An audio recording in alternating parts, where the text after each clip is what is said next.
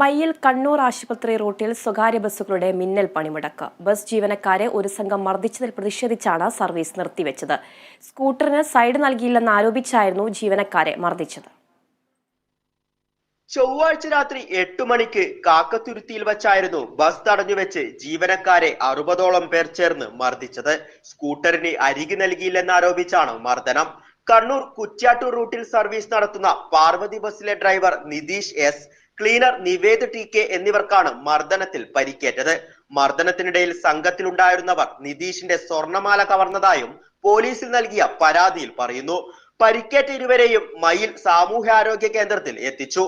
മർദ്ദിച്ചവരെ arrest ചെയ്യുന്നതുവരെ സ്വകാര്യ ബസ്സുകൾ സർവീസ് നിർത്തിവെച്ച് പ്രതിഷേധിക്കുമെന്ന് ജീവനക്കാർ അറിയിച്ചു.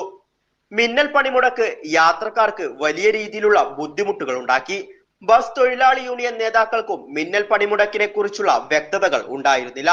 സംഭവത്തിൽ മയ്യിൽ പോലീസ് കേസെടുത്തു. Kerala vision news, Kannur.